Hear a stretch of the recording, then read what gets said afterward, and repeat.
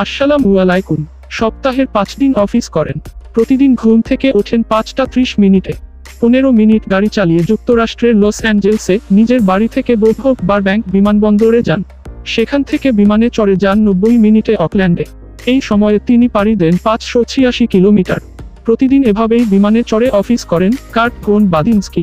পেশায় mechanical engineer, এছাড়া San Francisco ভিত্তিক প্রযুক্তি কোম্পানির সহ প্রতিষ্ঠাতা। কর্মস্থলে যেতে প্রতিদিন ৬ ঘন্টা পাড়ি দিতে হয় তাকে। বিমানে থাকা অবস্থায় প্রয়োজনীয় কাজ সেরে নেন তিনি। প্রতিদিনের সব খবরাখবরেও চোখ বুলিয়ে নেন ওই সময়ের মধ্যেই। যখন বুঝতে পারেন তার বিমান অকল্যান্ডে এসে পৌঁছেছে, তিনি তৈরি হয়ে যান পরবর্তী ধাপের জন্য। অকল্যান্ড বিমানবন্দর থেকে সান ফ্রান্সিসকো পৌঁছার জন্য আরেকবার গাড়িতে চড়েন তিনি।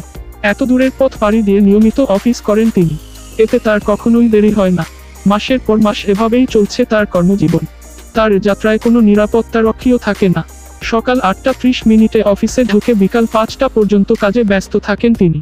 একই পথে রাত ৯টায় বাড়িতে পৌঁছান। এতে করে সারাদিনে তাকে পুরো ৭৭০ মাইল পাড়ি দিতে হয়। ভোন বাদিনস্কি বলেন, ৬ ঘন্টার যাত্রাপথ আমি যথাযথভাবে নিজের মতো করে সাজিয়ে নেয়ার চেষ্টা করেছি। প্রত্যেকটা নতুন দিন শুরুর অপেক্ষায় থাকি। এত পথ পাড়ি দেয়া নিয়ে আমি মোটেও ক্লান্ত নই। এসডিপি নিউজ সকল আপডেট পেতে ভিডিওর নিচে দেওয়া সাবস্ক্রাইব বোতামে ক্লিক করুন। SDP news. ধন্যবাদ।